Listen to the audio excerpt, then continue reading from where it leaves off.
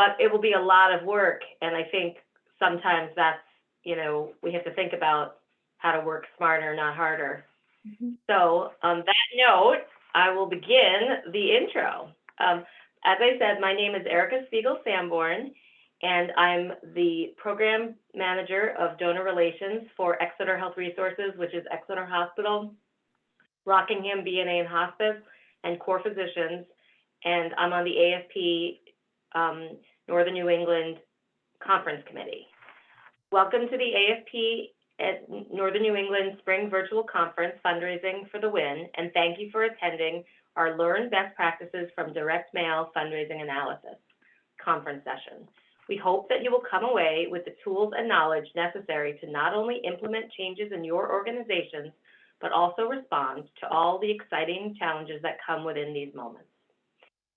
After this conference session, you'll be receiving a short survey, so please fill it out and tell us your honest opinion so we can bring you the programs that you're looking for or need.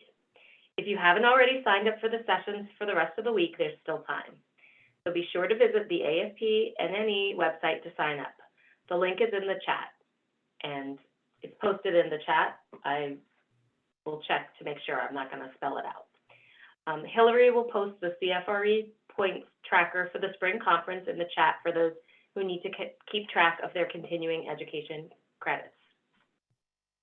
If you're not already a member, or if your membership needs to be renewed, now is a great time to be a member and to get the member rate. The link is in the chat, and that's www.afpglobal.org/join. Programming such as this conference would not be possible without support from our chapter sponsors, Demont Associates, Little Green Light, and 5 Maples. If 5 Maples sounds familiar, I'll tell you why in a minute. Until then, we are grateful for their support. Mark your calendars now for the annual fall conference in person.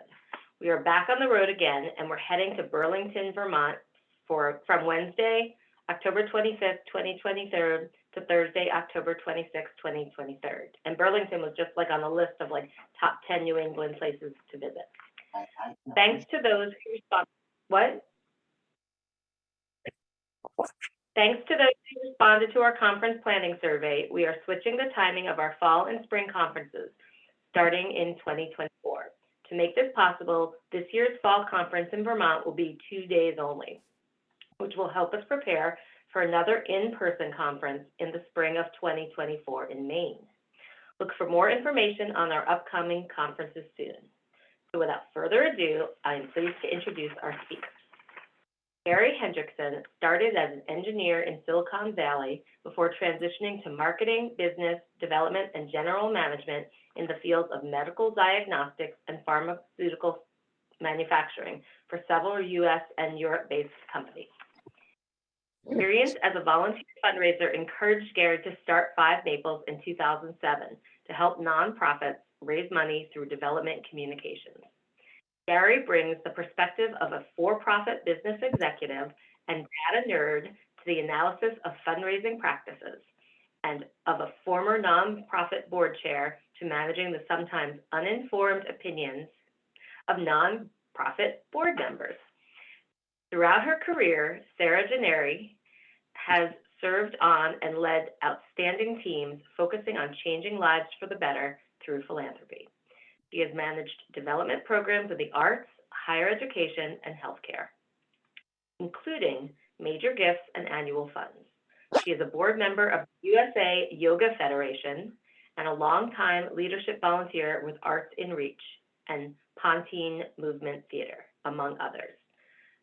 I would like to start today's session by handing it over to Gary and Sarah.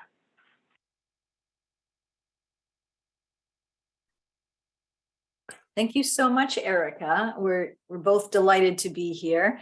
We're going to move pretty quickly through the slides. There's a lot of data. We'll slow down when we get to the graph so we can have everybody fully understanding what we're talking about. I think based on the conversation before we started, I think you're really going to get some good stuff out of what we've got for you today. So Gary and I will both be talking, and please use the chat to raise any questions.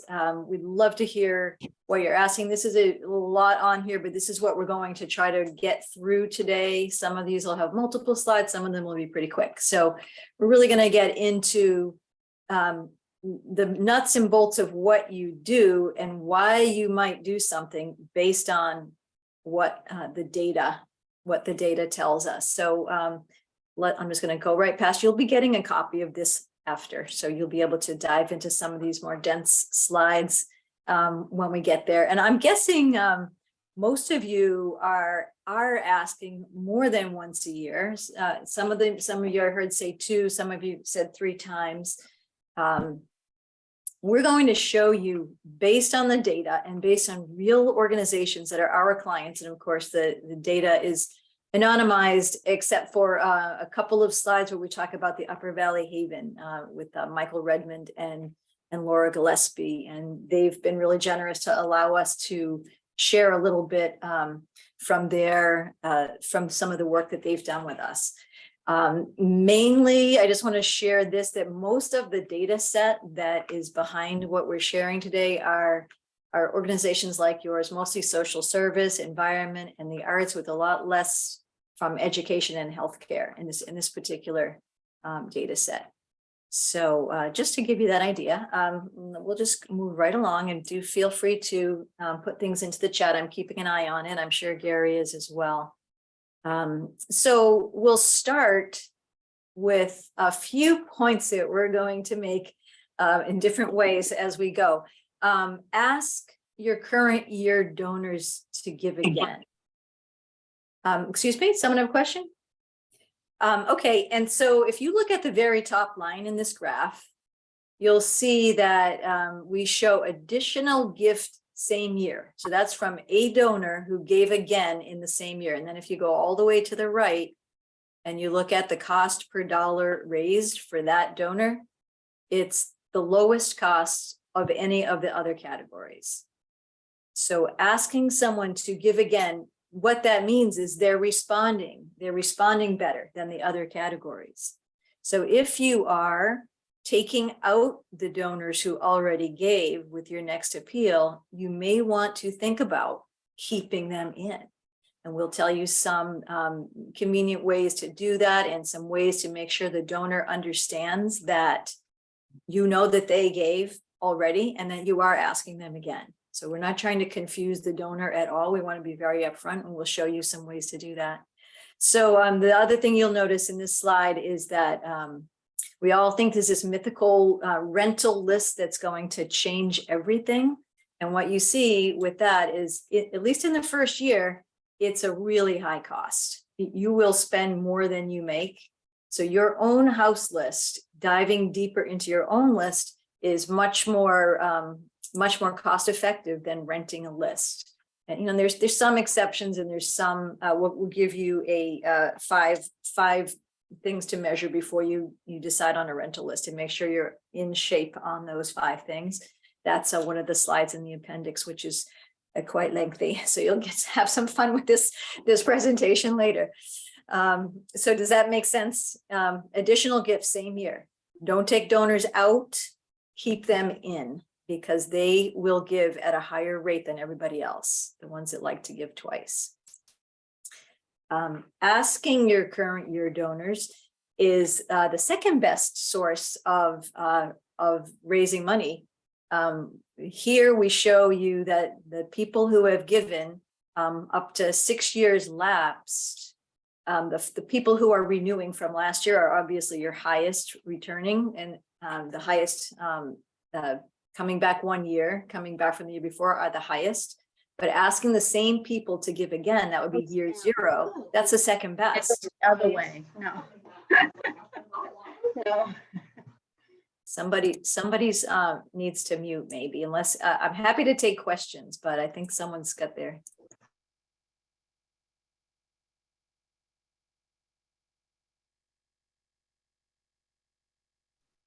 Let me unmute. There you go. There I am. Okay. There we go.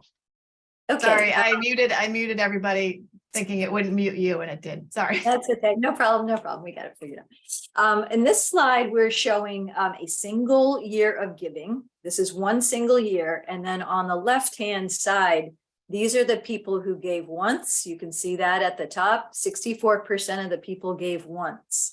And then other people gave 2, 3, 4, all the way to 12 and 12 plus times. And I'm going to guess the 12 plus donors are subscribers, the ones that are doing like $5 a month or $10 a month or whatever, $100 a month. So hopefully you're doing that work as well. But the main point I want to make on this slide is that if you look at 2, 3, and 4, people who are giving 2, 3, and 4 times, that's 20%. That's 20% of all the money that was coming in that year. And so if you're not asking the same people again, you're forgoing a big chunk of their support, which they're happy to give according to this data. And this is real organizations in our area that are like yours. And so, and there's probably some of the same donors that you have in your file as well. So people like to give. The ones that are committed to you, that save that envelope in the file, maybe those folks are like, I'm only going to give once and I'm going to put the thing in the file. But most people are going to consider if they love you and if your appeal is compelling. Maybe you have a couple of compelling things happening that year. Sarah, So there yes. was a question on the last slide about what house list acquisition meant. Oh, okay. Let's see, that's 2 go. Okay, yeah, house list. Okay, say you're an SPCA and you've got your pet database, your adopter database.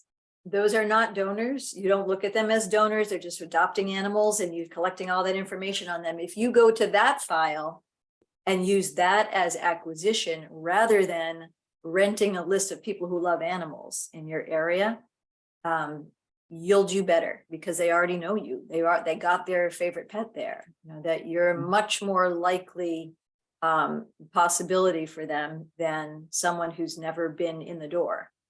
And so if you're the music hall, for instance, in Portsmouth, the audience, that's your house acquisition file. So an event attender for any organization, when you have these wonderful events and everybody comes, but they're not donors any other way, to get those people to become annual fund donors, that's really that's an acquisition. You're transforming them from an event attender to someone who cares about the mission. That's what that. Does that make sense? Oh yeah, thank you very much. I'd like to add something to that also on house list acquisition. So you notice that the response rate isn't very high. We know, for instance, walkers and riders, and for instance, don't respond very well to additional direct mail appeals and that kind of. So alumni, there's just so many segments that have low response rates, and you can see that for every dollar, of the dollars you raise, 65 cents goes to the cost of raising the money. But the point is the future value of adding that donor to your list then becomes quite profitable over a number of years. And we'll show some 5-year profitability data as we go through.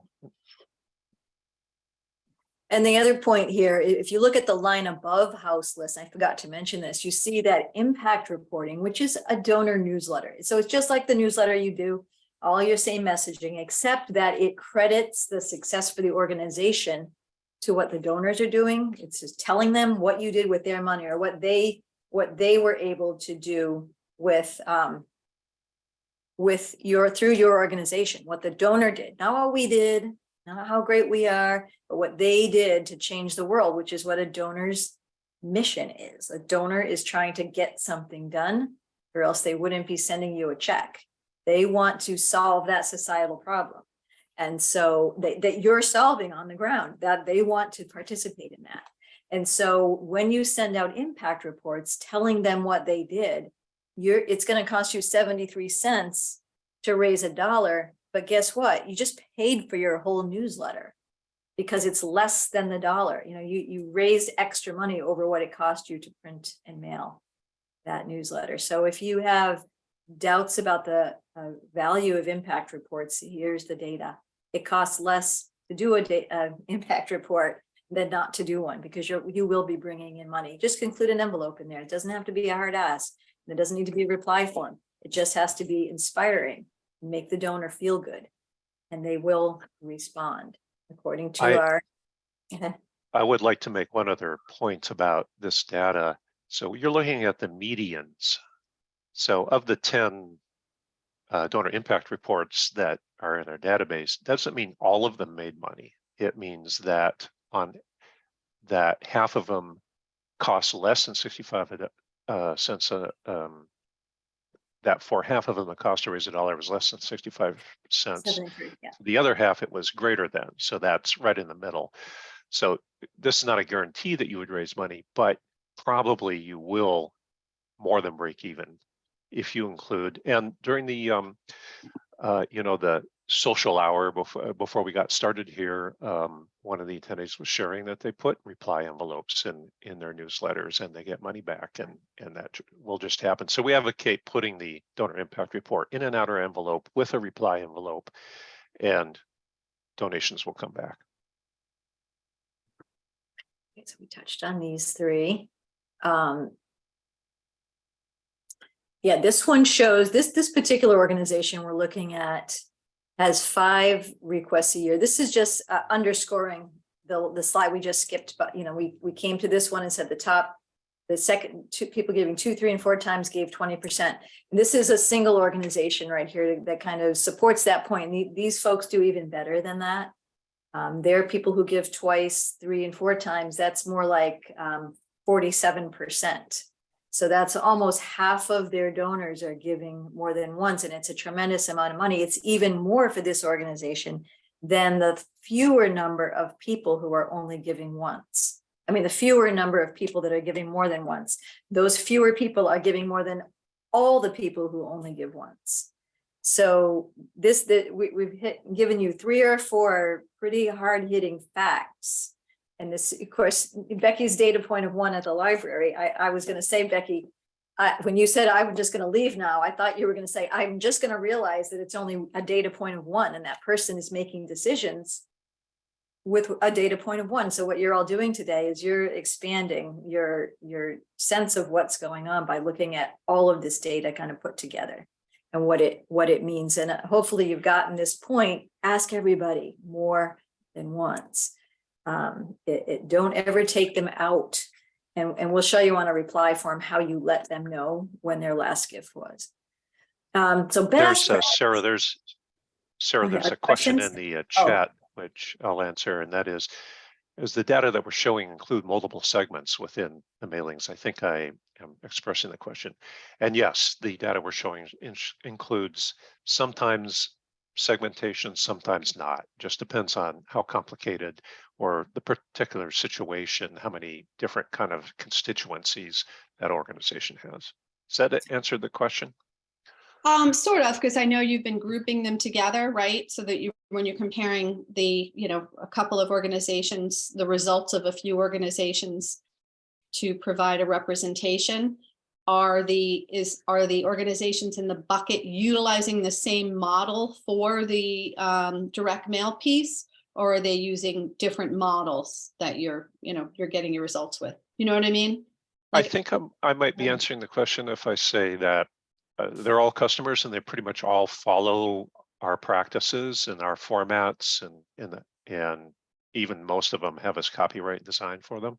Right. So I would say, yeah, it's pretty much all the same. Does that answer the question? It's sort of. So you're recommending a let's just say all of them are using a segmented approach. So they are all they're all apples, and they're all in the same comparative group, right? They're all following a similar approach, or are they just following a recommended approach you've given them, and the results are all cumulative? Yeah, the latter. They're following recommended approaches that we've given them. Thanks. Yeah. And then Aaron has a question too. How many of these people give to a traditional appeal, and how many of them are giving to a giving day?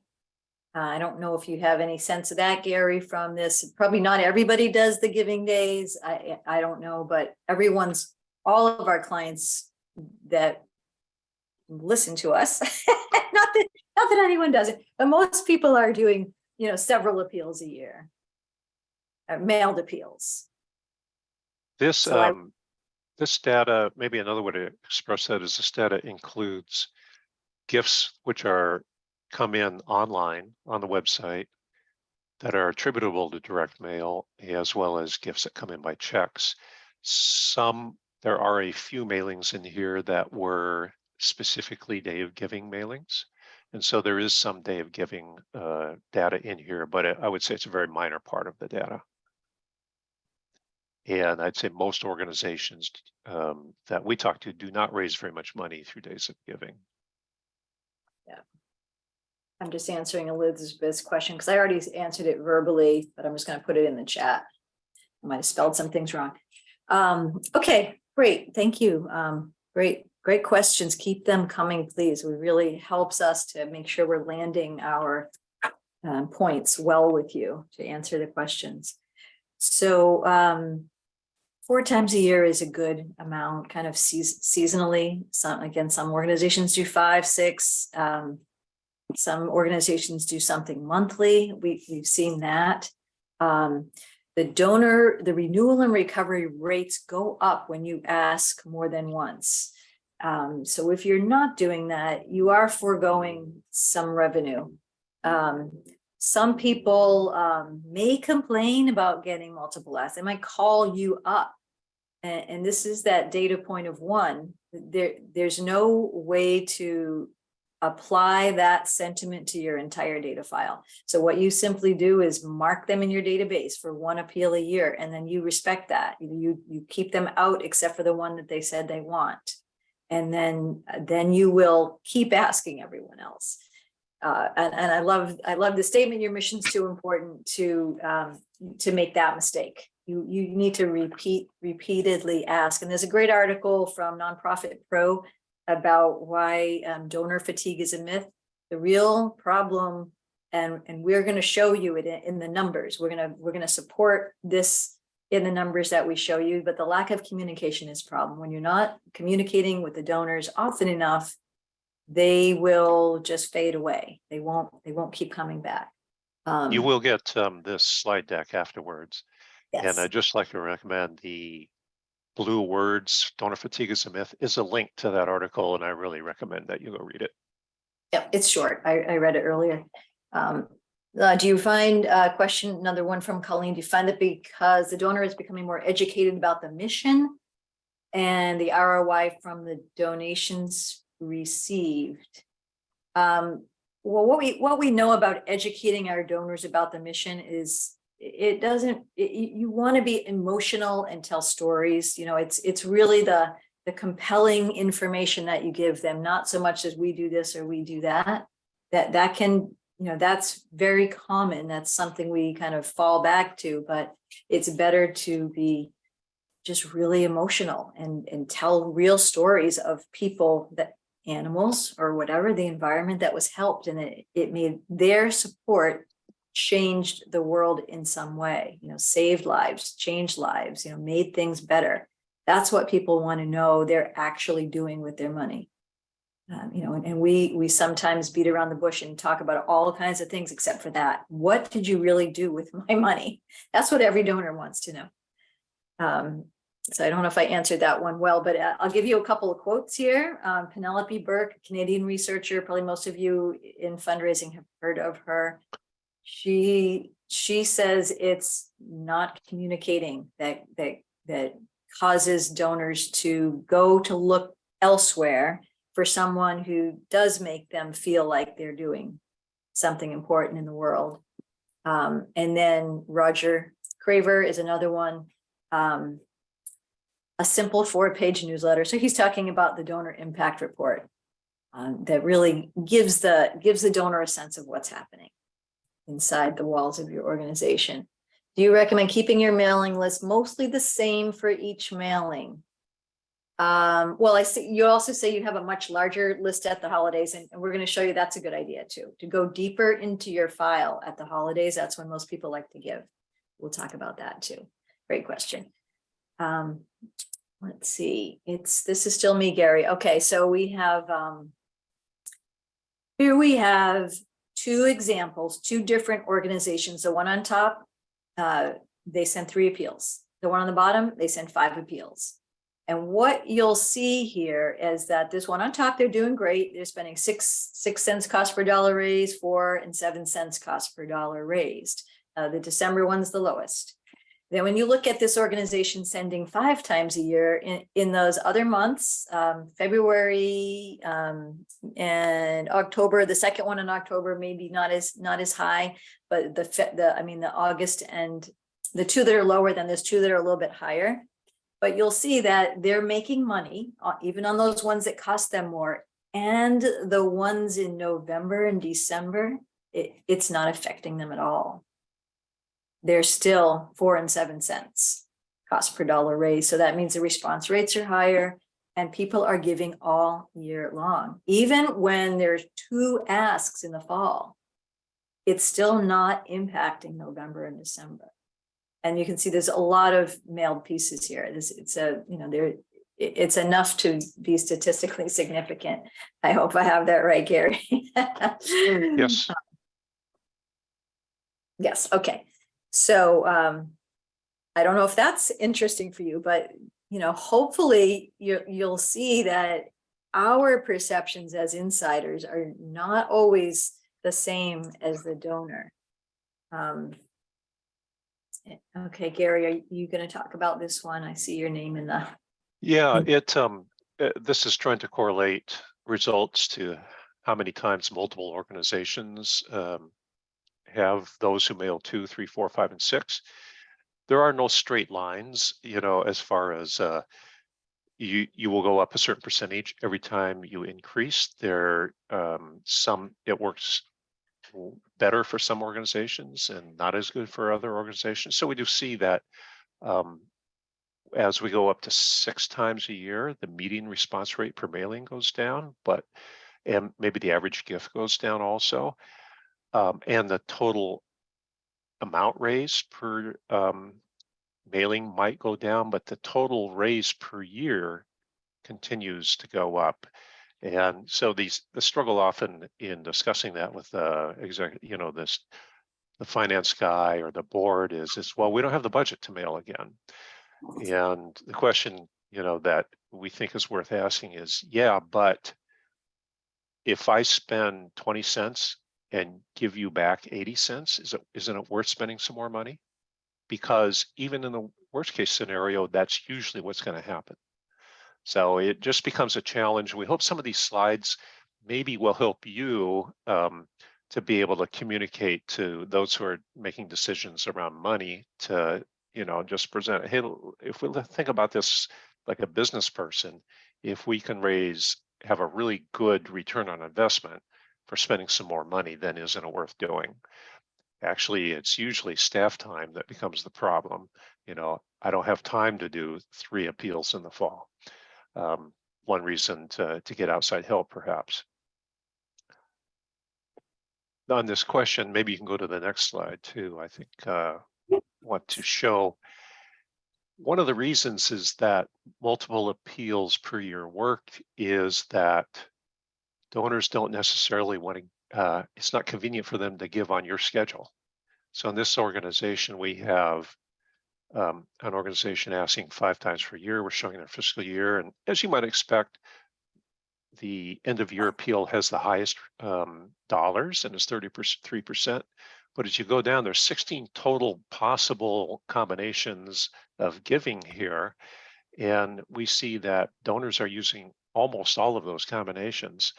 And so, you see that donations are coming in from people that give in November and March, and November and May. And so those are why that multiple asks result in multiple amounts. And we would see typically that November is the highest amount, then next spring, and then early fall, and then late spring. And it's over here on the right side here, you would see that the percent of end of year raise. So let's say that you only raise money at the end of the year. You might ask, the question might come up, well, how much will we raise if we add a spring mailing? Well, it could be as much as another 75%, usually between 50 and 75%. Well, what if we add another one in September? Here comes another 50%. What if we add, the fourth one? Well, here comes another 38%. And by the way, people who are going to respond to, all of them, it could be 35%. So this is one example of an organization. And the main point that we're trying to make here is that adding mailings doesn't you're not just cannibalizing your end of year mailing, because people are more willing to give if it happens to be the right time for them to give. And if we go to the next slide, here's an organization that asks 6 times per year.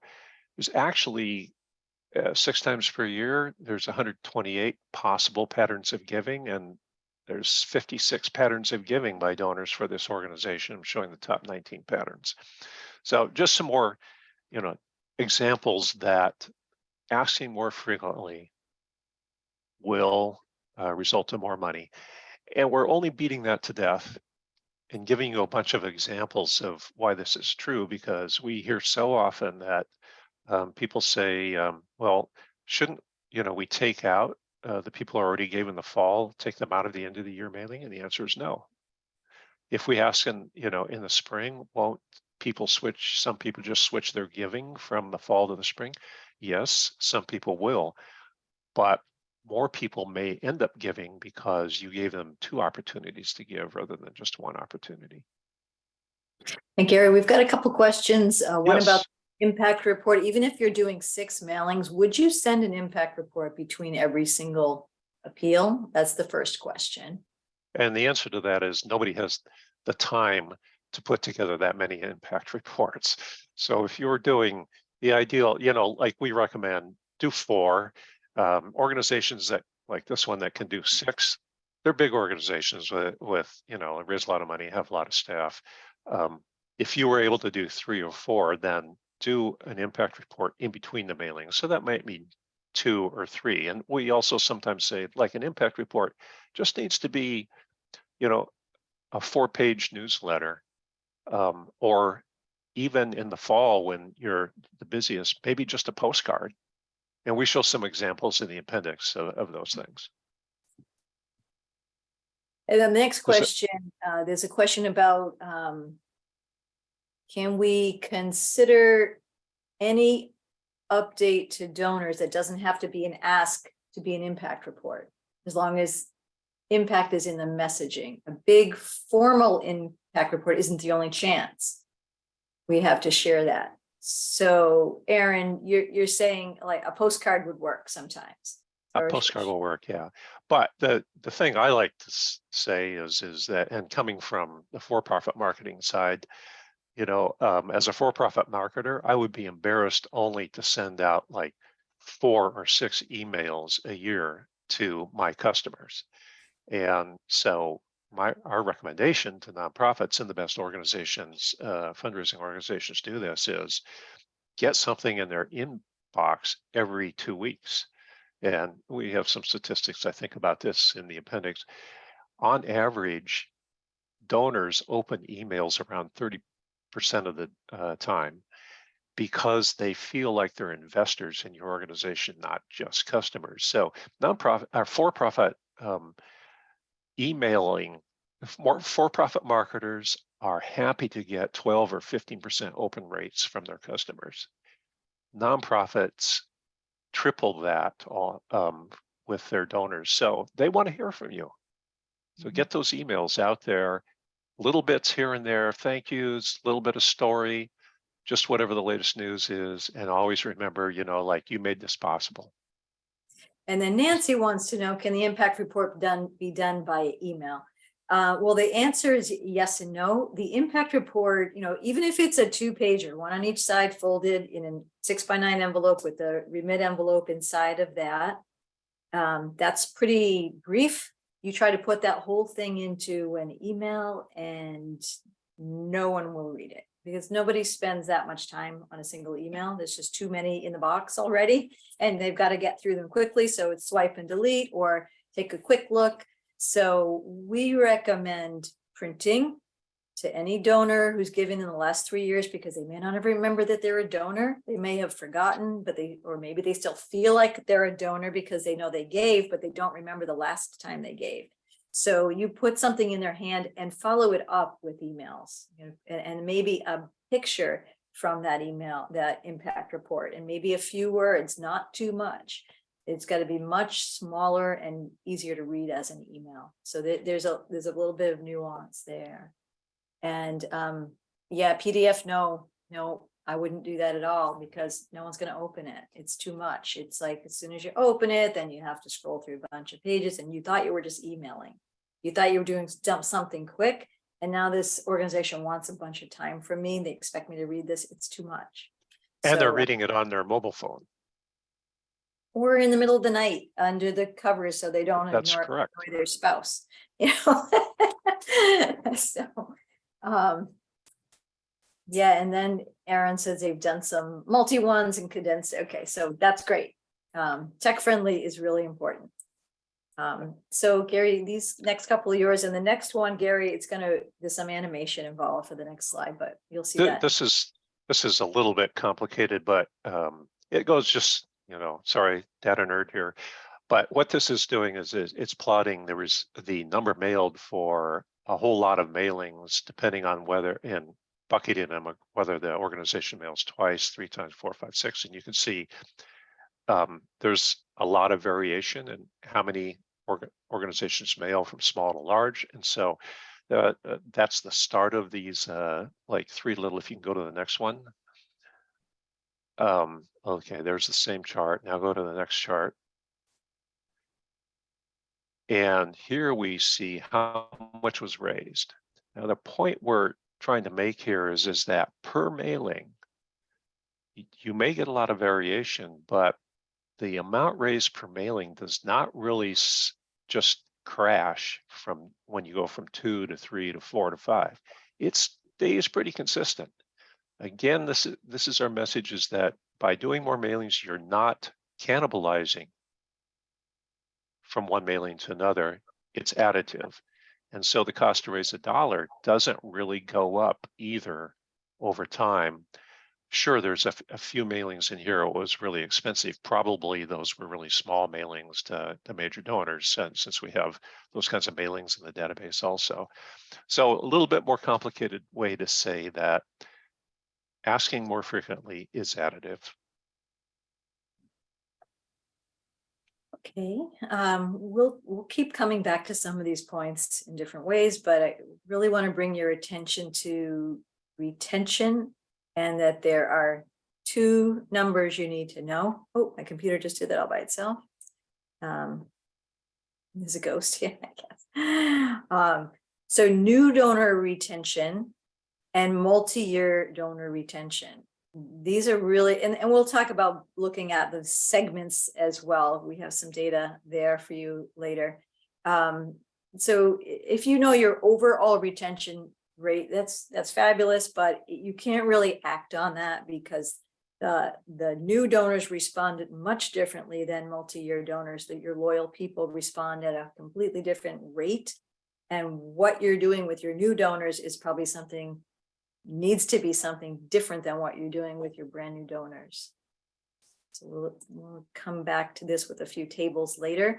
New donor retention, here's a couple of metrics that we recommend, and this is achievable. We've seen with our clients, new donor retention, the national number is 20%.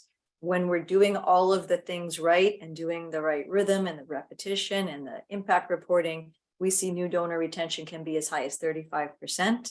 And then repeat is at least 65%. It can be higher. We've seen, I don't know if it's Upper Valley Haven, Gary, but I think they're in the 70s. They're just doing a actually, really it's actually Natural Resources Council of Maine. Oh, this is natural. Okay, that's in No, the 70s. all I'm saying is, yeah, they're in the 70s. Yeah, and then recovery, and the national number is around 61%. And then recovery of lapsed is about 4% nationally. So we're saying we can even do a little bit better here by going deeper into your house file, going back further and looking at those folks.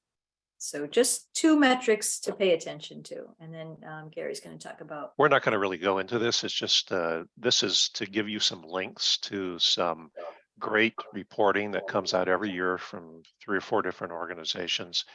None of them are out with their 2022 full year reports yet, but they should be within the next 30 days.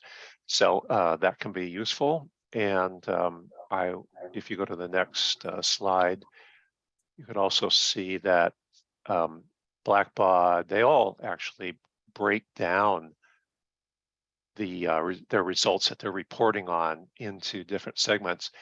And interestingly, like we just have education highlighted here, but it's true about them all. They all disagree on what the metrics are.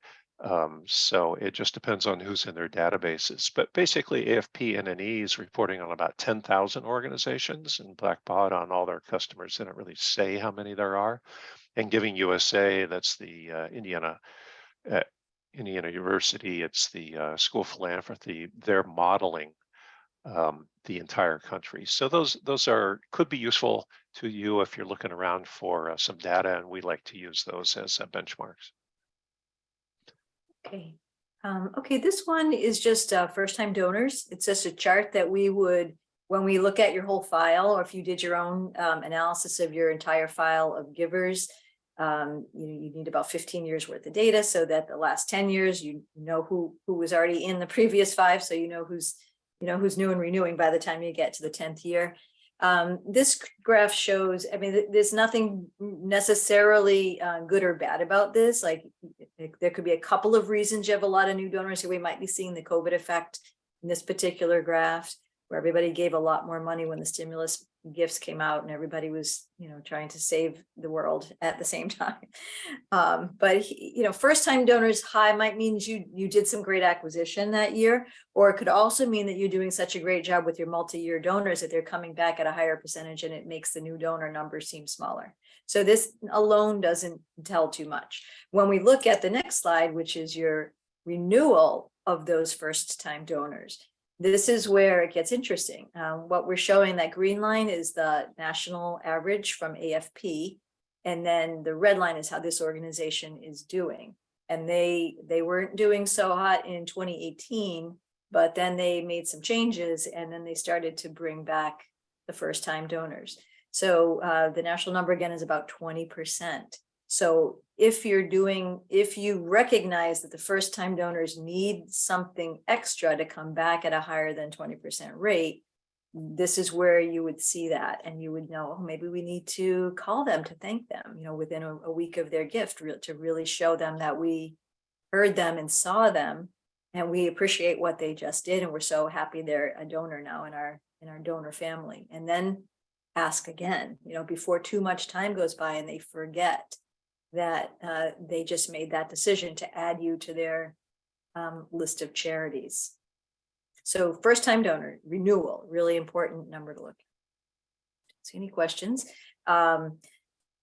Here's Dr. Sargent. He was at the Lilly Family School of Philanthropy, and now he's with Sustainable Institute for Sustainable Philanthropy in the UK. And he does a lot of academic research on giving, and his big push for all of us is do better with your retention, because if you can just keep people, we know that the ones that stay give at a higher rate, they give higher gifts, they return at a higher rate. And so it's really important to get them in the door, get them past that 20% for new first-time donors, get them in a second and third time. Now they're going to come back at 60% or higher. So won't belabor that too much. And then the numbers with renewal of last year's multi-donors.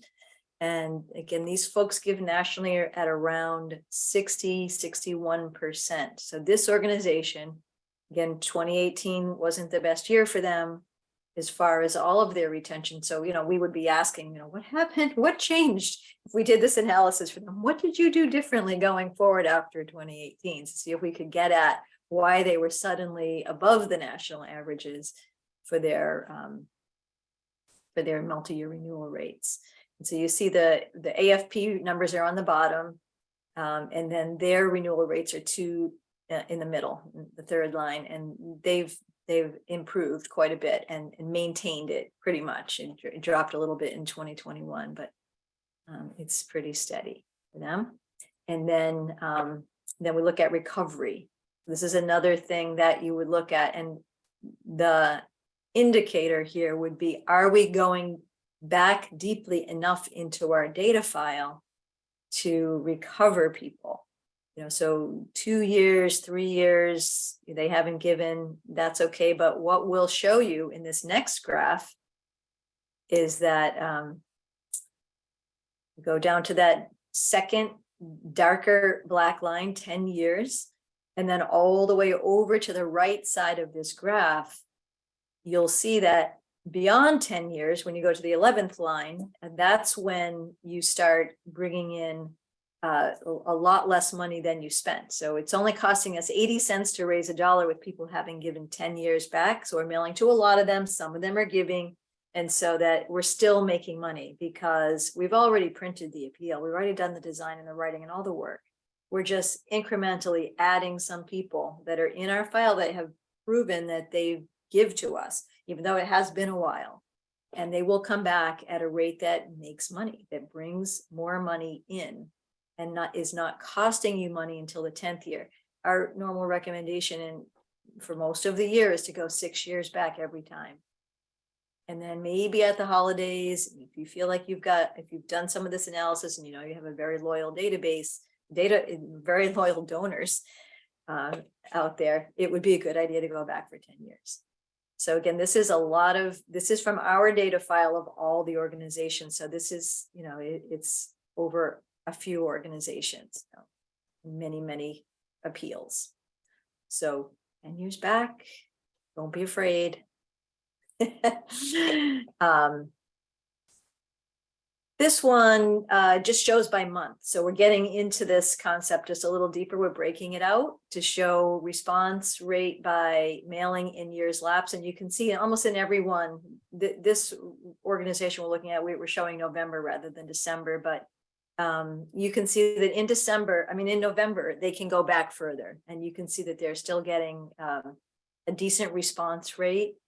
You know, of course, the highest one is at the top, but when you add up all those people who give that haven't given in a while, it can be significant. So it still works going further back according to the data. And here we have, Gary, are you talking about this one, or is that you on the next one? I think you're talking about this is what I referred to earlier as the future value of recovering a donor.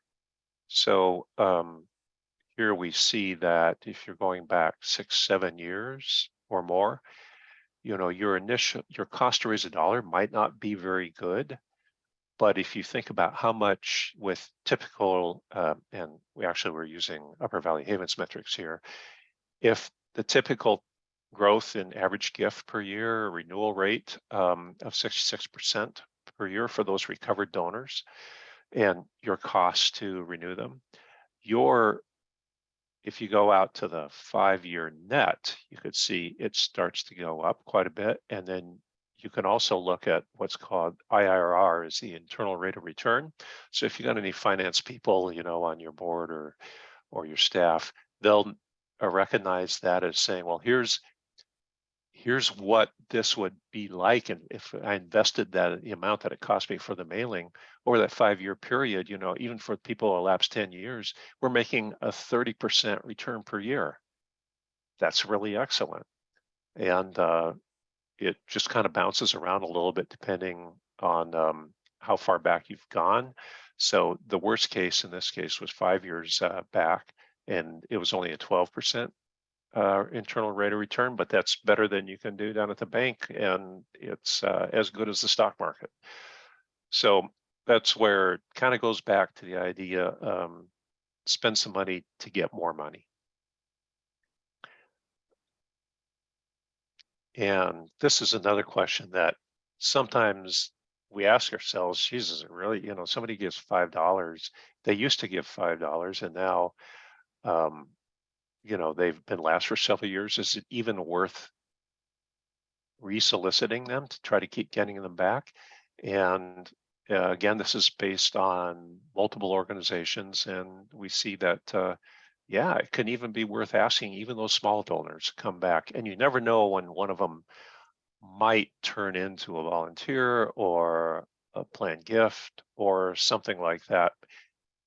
I guess those are kind of like anecdotes that people pass around, but so don't give up on even the small donors.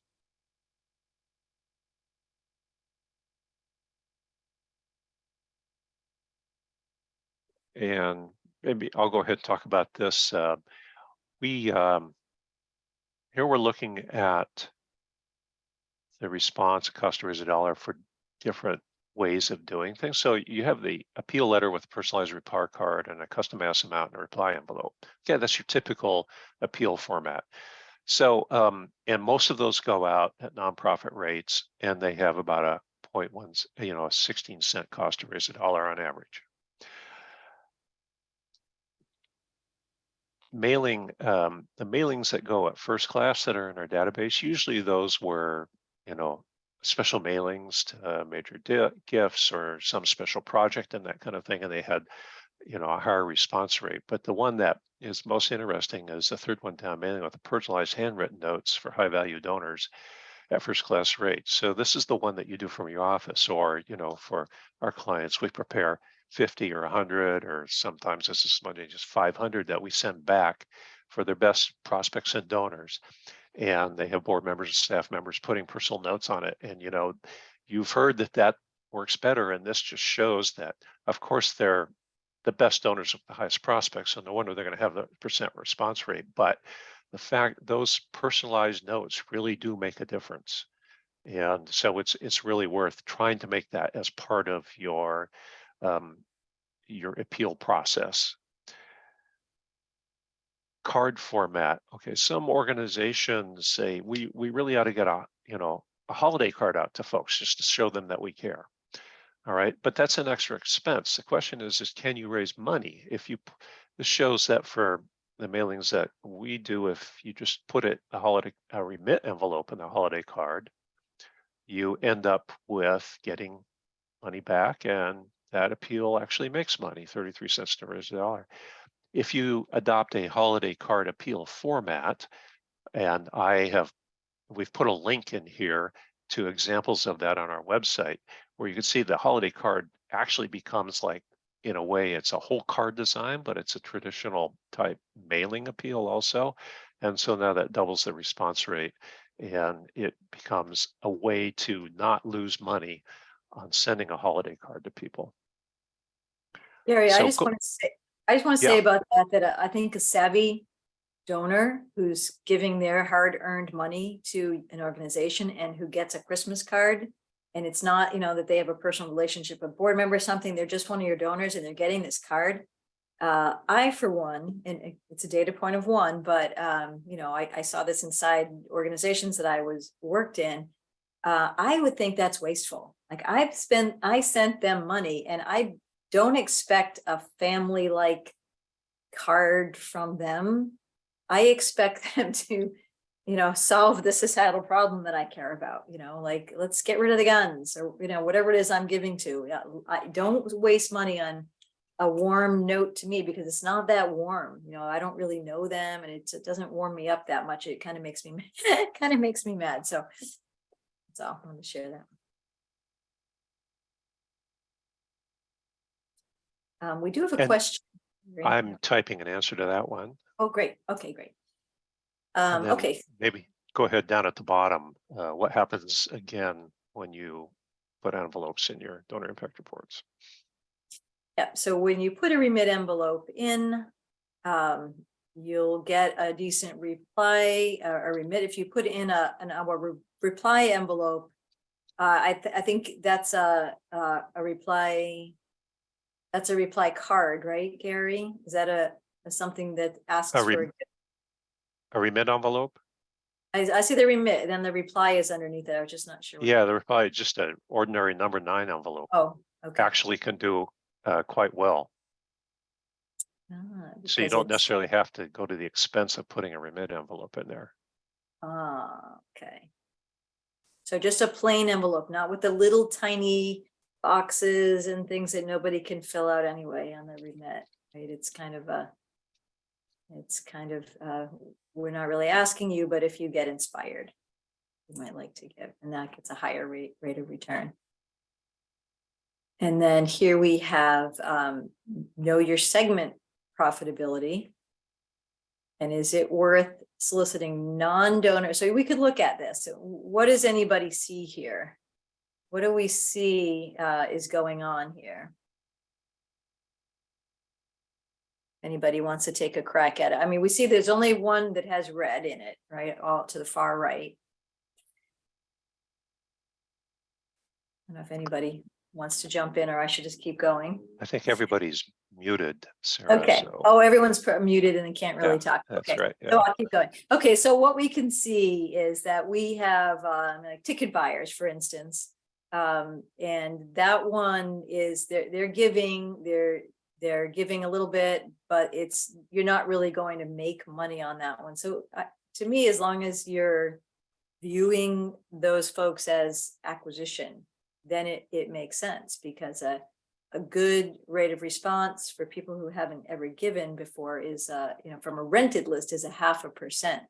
And this is quite a bit higher response rate because they know you, and you still will spend more money on acquiring them in that first year. But if they stay on beyond that first year, where they might come back at 20%, so that means 80 of the 100 don't come back.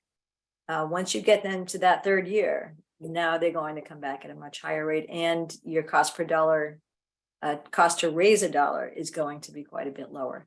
But that might be just something that going in when you're talking to board members. Oh, we should ask all these ticket buyers. This is really important. And then you make it clear. That's great. I'm so glad you're behind acquisition. It's going to be a very small return this first year, and it's probably going to cost us money. But I think it's important. I agree with you. Over time, we'll bring some of those people back regularly. They'll become regular donors. Just as long as they don't expect that's going to be a huge segment. That it just helps you manage expectations to know some of these things. This illustrates also a question that's in the chat, which is, well, should you solicit people who gave to crowdfunding, or were on the softball team or whatever? Chances are you probably don't know until you've at least tested it once whether that they're going to be responsive.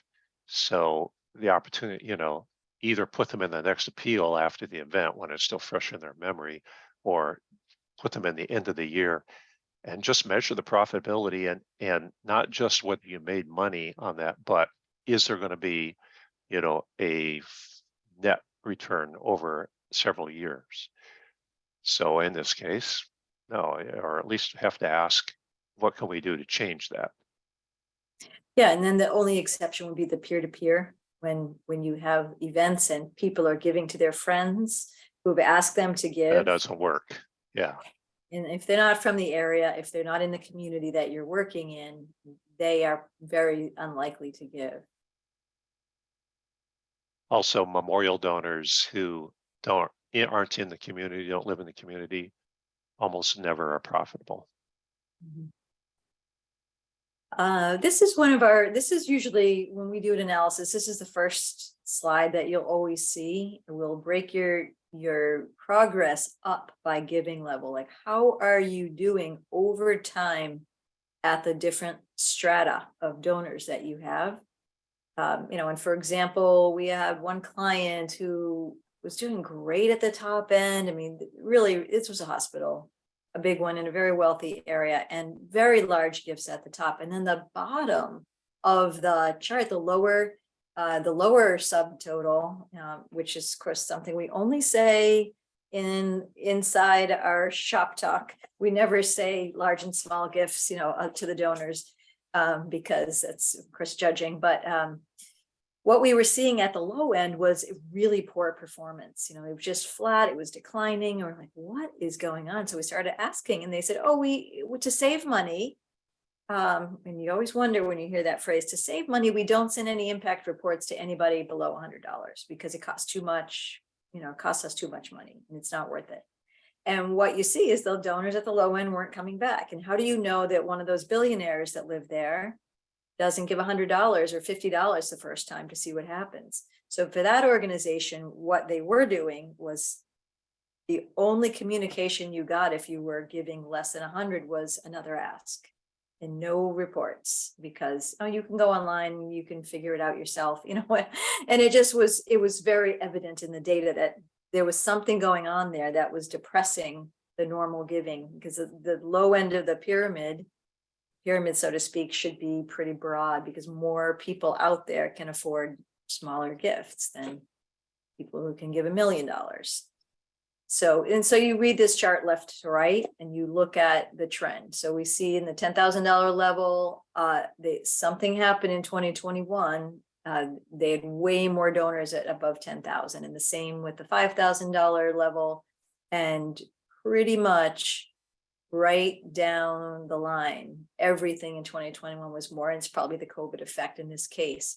So, that's going to be with us for a few years. We're going to see that lumpiness in the numbers from that. But that way you can kind of see, are we doing the appropriate stewardship at each level to keep that as a growth rate that's similar happening? How are we doing on time, Gary? Let's see, 2:01. It's 2:00. How late do we get to go to? Just to 2? I think we could wrap it up in about 5 minutes. I think there's a couple of good things to show, and one of them will be the reply card elements, if you want to go to the next slide. Yep, it's I right have here. a quick question, if yeah. that's okay. Me, never one to fear of interrupting. Sorry, we go to 2:30, just so you know, but Oh, great. we're supposed to leave time for questions. So I'm just gonna kick that off. I actually had a question here about, impact report. Do we send it to everyone? And it was really for that exact reason that you said, Sarah, about it is just too expensive for us to send our beautiful, polished, printed annual report to everybody. So when you say send an impact report to everybody, I think you said earlier that we could just send a postcard. So do you recommend sort of doing a tiered approach of an impact report to your donors, so that you send something fancy, in mail? Because I know a lot of people, and I have actually last year I just didn't send one because I didn't get to it, but I know a lot of times people are switching from doing it in the mail to the PDF version. But if we just do it through mail, sending that polished report to your leadership donors, and then send a 1-pager to everybody else, or what do you recommend to handle that so that's cost effective? Yeah, I think you defining what the annual report is very important. Nonprofits, we think it's great to copy, and I'm not saying you're doing this, Becky. I haven't really looked at what you've sent recently, but we will copy it, put all these graphs and charts and numbers and all these big stories about how great we are. And what we really need to be careful of is, who are we producing this for? If we have to honor some board members and honor some really important people, there's probably other ways to do it than to print a 20-page annual report. Mm-hmm. And no one's going to look at that finance page except maybe the banker, maybe a couple of board members. No one's going to resonate with that. And they're going to look for their listed names. Did you spell my, this is Penelope Burke's research. Did they spell my name right? Oh, great. And then they toss it out. That's what her research, asking people what they do with these kind of reports. That's what they told her. We just want to make sure they got our name right. Mm-hmm. And so she's a proponent of not producing these lists. Sometimes it's an ingrained culture and no one will let you drop it. So you're kind of stuck with it. But I think the tone of your report, annual report or impact report, just has to be donor centric. It has to be about the donor and about what they are getting done through your organization, both of you interested in the same societal issue that your organization is solving. And so a couple of things some workarounds that we've offered to people are, if you do have this really fancy long annual report, you could put that online and send a postcard with a QR code to people, mm-hmm. so that they get the thanks. Thank you for giving this year. Go here to see all the cool things that you did with your money through us this year, and give them a way to connect to that. So that if they want to go check and see if their name was spelled right, at least they're not throwing away a 20-page, really expensive report. Mhm. So does that help? Oh, yeah, absolutely. It really does. Because we list names, and we went from listing names based on the amount that they donated to the number of consecutive years that they've given. And of course, we did get that call where someone who was a longtime giver missed 2019. And so they were only listed as they were a consecutive giver for 1 year, and they called up and they were angry. And I was like, oh, we'll make that adjustment in the future. But in the back of my mind, I was like, bet you'll never miss a year again. And so I was like, I think it worked. But that's why I'm really excited about the reply card that you have on the screen right now, because this is something that I still dream about doing, my recent gifts and which ones they've missed and which ones that they have. Because I think, and I assume that it's really powerful. It's a really elegant way to, instead of saying, excuse me, but you missed a year. This way, it's just there. It's just the data. There's no judgment on it. And the other important thing about this reply form, where I was talking earlier about asking that same donor during the same year. This way you can tell them your previous gift was $2,000 in December 2021. Let's say this is March 2022, and we're sending them another letter. They haven't given yet in 2022. Obviously, they don't have the checkbox, but they just gave a few months ago, and we know it, and we're telling them we know it. We're hoping this appeal inspired you so much that you'll give again. And that's really what we're asking them to do. So we're not trying to fool them. And I've actually, been part of conversations. Well, maybe we shouldn't tell them because they'll give more. And I think that we have to err on the side of helping the donor to make the best decision. If they're really careful with their money and they have several charities, they might say, oh, I just gave, I'm going to give to this other one this time, but I'll give to them next December. So either way you win, as long as they give again and they, know how much money they're normally giving to you. You don't want that to have to stop what they're doing, being all excited about your letter and go get their checkbook and start going, when did I, you don't want them to have to do that. So you want to keep them in the moment of excited about doing something good for your organization. All right. I know we don't have a ton of time, so are there certain things you want to get to, Gary? Should I just go through these slides? Yeah. I just want to mention about ask amounts, and on our website, we have a series of articles about why these work and why only certain amounts are the right ones to use. So we either put a series of 4 amounts based on people's last gifts on the card, or a series of 3 amounts, and we show here in this example that the increase over what their previous giving for those who gave in the appeal this year is 33%. That's on the high end. It usually is running somewhere between 5 and 30% increase in the average gift that comes from use of the ask amount. So we really recommend doing it. If you could go to the next slide, here's data on only using 3 amounts, and the increase is almost exactly the same. So we really haven't established that 4 amounts or 3 amounts is the right one. We keep kind of experimenting with it. Either way, go to our website and read about ask strings, and then and use the ones, and we show you all the ones that you should use. We can say that for non-donors, a static for a pretty wide range, and even 5 amounts where you go up to $500 or $1,000 to try to see where you can bring in. People really do are influenced to give higher amounts on acquisition, as shown in these figures, where there's even 7 people that gave more than ask 1, and it added up to a lot of money. So these are the right amounts to use when you're asking people for money. And then if you could go to the next slide, unless there's any questions about it. But how old is the typical donor? And they're old. And rather than, you can all read this as we click through it. And Gary, could we jump? Yes. I was muted. Can I ask you a quick question? Yes. So I'm going to look online, but I've read conflicting things about going tiered down or tiered up? Do you address that online? It looks like you prefer going higher to lower from the examples you've given. Is there Yes. any actual statistics on that?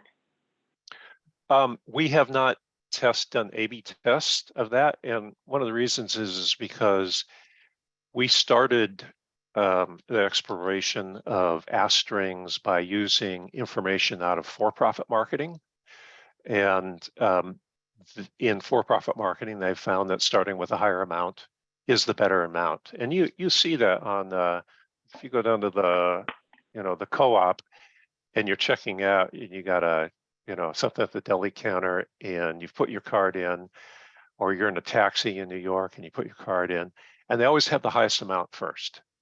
And so in for-profit marketing, they've discovered that that works, and so we've adopted that as well. And the whole point is like, my first experience in like, what do you ask a donor for, was in major gift, before anything to do with direct mails, and as a volunteer fundraiser and raising major gifts. And like the council would tell me, here's the number you're going to ask for. It's way beyond what we expect that they're going to give us, but you have to anchor the ask with, you have to change their expectation of themselves by the high amount that you ask them for. And that's really what asking for, putting the high amount first is saying, here's our expectation of you, what we think you're willing and able to do. Don't start with the low amount, which is, well, here's the best you've done so far. Maybe you feel like going a little higher. So it's like kind of a different psychological attitude. Does that help? Yep, that's good. That's my psychology too. When you're shopping and you see something, but then you see it higher, like it's all about psychology. So I think I get that from a sales perspective. So if you'll go next slide.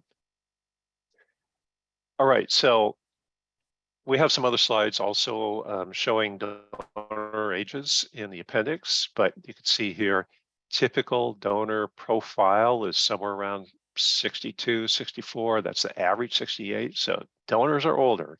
I mean, for good reason. This is when they maybe have money to be able to give and don't have kids at home and all that kind of stuff. So what is the payoff here? The important thing, that at least from a direct mail point of view, and if you slide down to the next slide, Sarah, and that is, actually we're going to skip over this and go to let's go to this. This is, the message here is, don't squeeze your type down, don't reduce your type size, because actually the type size matters. Your letters have to be really readable. And this goes back to the question, the question that we get asked so many times, well, shouldn't, the letter just be one page? Are people really going to read 2 pages? This amazing test that we did, where just by increasing the point size, it went to 3 pages, and 3 pages raised more money. It costs more. It costs more. So somebody whose focus is about the cost rather than about how much money we will raise. And that's a really common thing that happens in our business. It's cost too much, can't do it. Well, it cost 2,000 more, but it raised 19,000 more. So, well, is that a good idea? I think so.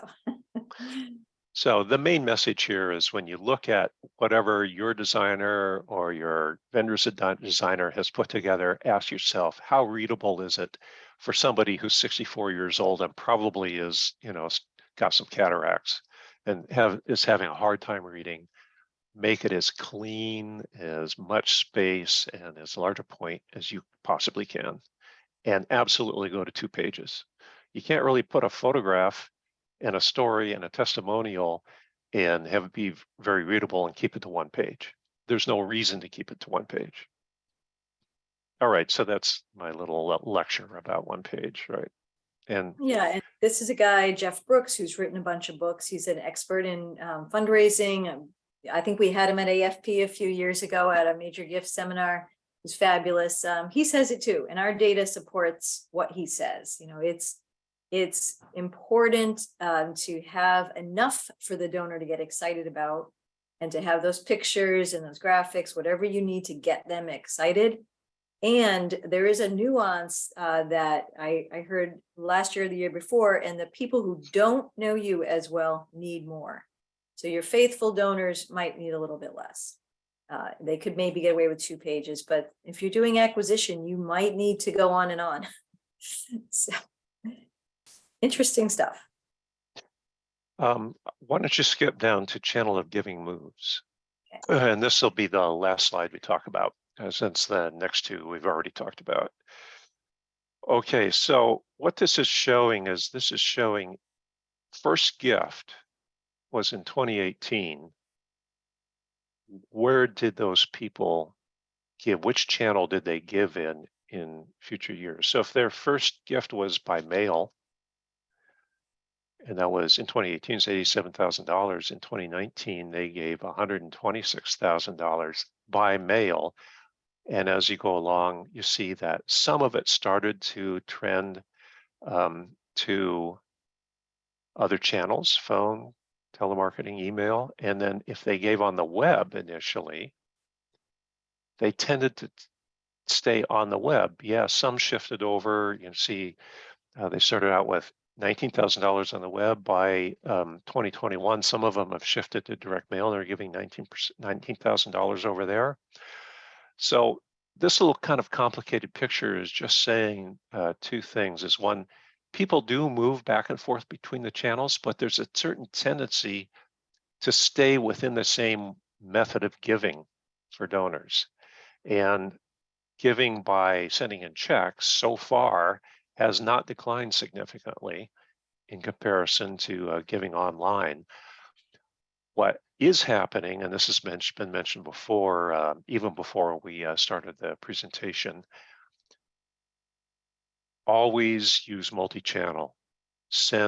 Our recommendation is always send 2 emails out after your direct mail piece. Don't depend just on email to raise money. So use both of those channels. People will respond to both of them, but they tend to stay in their channel, mostly stay in the method of giving from which they started. So I thought you would find this information interesting. That's pretty much everything we had to say. There's more to come. I believe that that AFP, that Hillary's going to tell you that a survey is going to be sent out about what you thought. We're really interested in what you thought about this. What was the good? What was the bad? Was it too much? Was it hard to understand? Is it useful? Are you going to get some use out of it? This is the first time we've done like such a data intensive presentation. And if you found it was helpful, well, we'll be doing more of that in the future then. Becky, did you have a question? Yes. Does anybody else have a question first, though?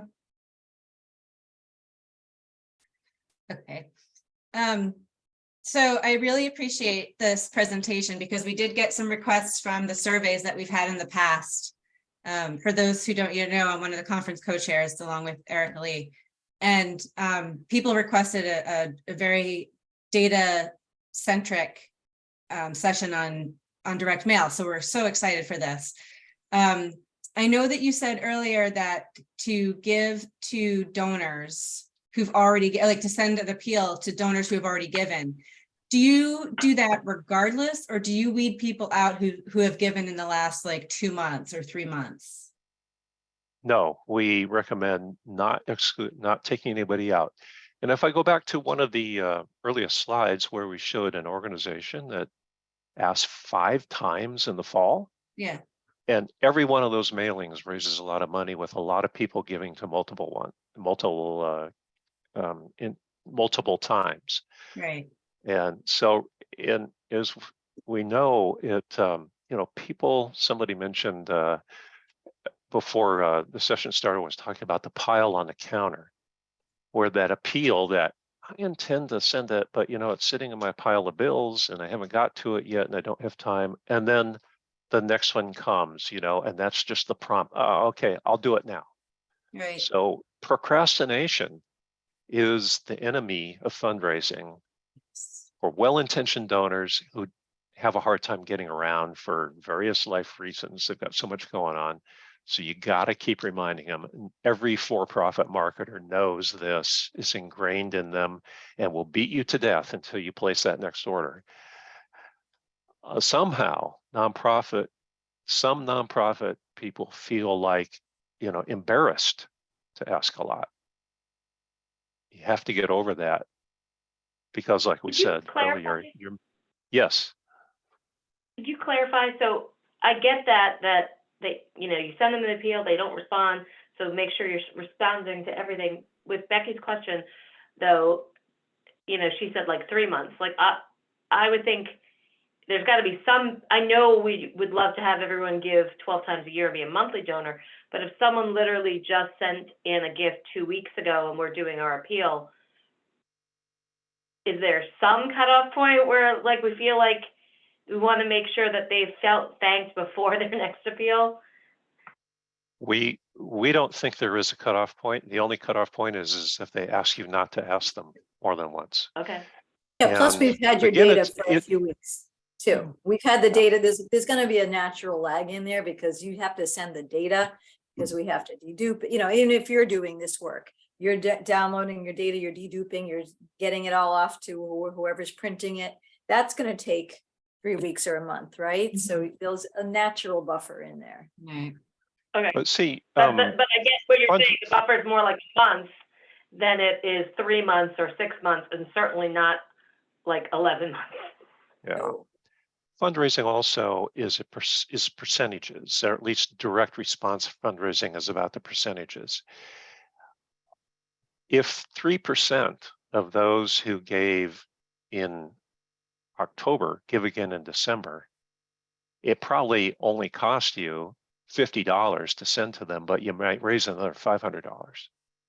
So that's why we, emphasize the fact that 20 to 30% of the money that you raise through direct response will come in multiple gifts, and the fall is, a popular time to give.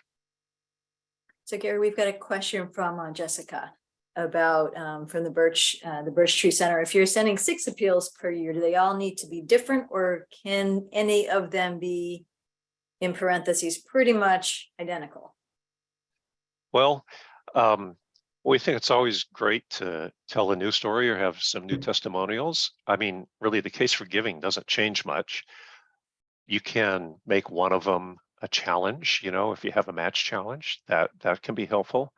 But, just at least try to be collecting additional testimonials that you can maybe throw into the letter throughout the year. That's not too hard. And But if a lot different of the people language, sign, for yeah, instance? maybe different people sign. But so yeah, it doesn't have to be, everything doesn't have to be original. We have a large client who sends the exact same letter twice in November. And it works. Why? Well, I don't know, repetition. How many, how many times have you seen the same commercial on TV? To TV advertisers or YouTube ad, do they believe they need to create a brand new commercial that they can only show you a commercial once? So people get hundreds of messages per day. They're overwhelmed by messages. They may not even remember having seen your message, or they'll only faintly remember it. And there are very few people that are opening that letter and saying, wait, I'm going to compare to the last one. They said the same thing to me. Well, the reason you said the same thing is because you still have the same mission. I hope that's at least a little bit helpful on that question. Another question, Lori, do you ever give people an option to on a remit to decrease the amount of times you mail to them? No.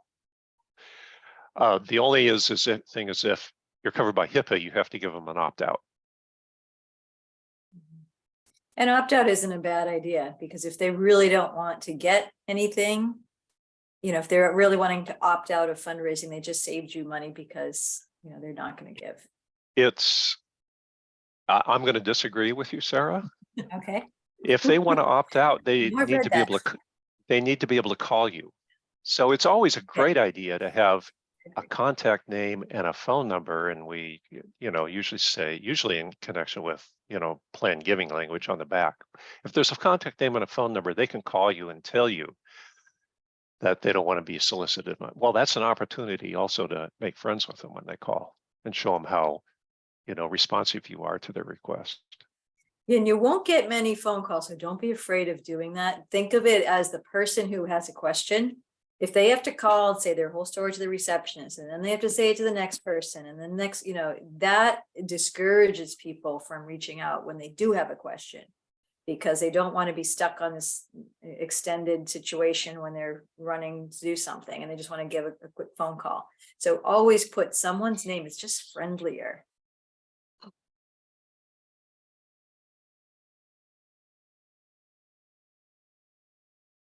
And we were talking earlier before the session about how in this field, very often executive directors or board members may not want to listen to us, but if we bring in a consultant and say the same thing, then it makes all the difference, which is one reason I'm so excited for the slide deck, because I can be like, I didn't come up with this. However, this was presented at this incredible, conference that I attended by a whole bunch of professionals. And they said that we had to send, appeals several times a year. It wasn't my idea, but apparently this is the thing. And that's why I'm really excited for the slide deck, so that we can basically throw you under the bus and get work done. Great. If there's something we didn't cover, you had a question that you wanted to ask, stick it in the survey and we'll try to get back to you. Thank you, everybody. Our pleasure to be helpful, and would love to work with you sometime, but whatever happens, we just so respect what you do. It's just great. Someone has to do this really important work, and my son thinks, I think sometimes we forget how special the work we do is. That's for sure. We're always on to the next goal. And I think we definitely, Sarah, need to celebrate all the successes. It's important. I just want to thank everyone for being here today, and to our amazing presenters, Sarah and Gary. I know how hard they both worked to prepare to make such a great presentation with such good information that I know I'm going to use. Thank you so much for, I didn't write this part, but I agree. Fun ideas and words of wisdom. We're going to make it fun. And thank you to Hillary Twinning for making the technical part possible. Also, please don't forget to sign up for the last event session or upcoming program, and take a moment to fill out the survey. The recording of this session will be sent to you in the coming days. Thanks again, and have a great day. And happy writing, everyone. I don't know if we're using chat AI or writing it ourselves, but write often and send often. Here you go. Thank you. Thank you. Thank you.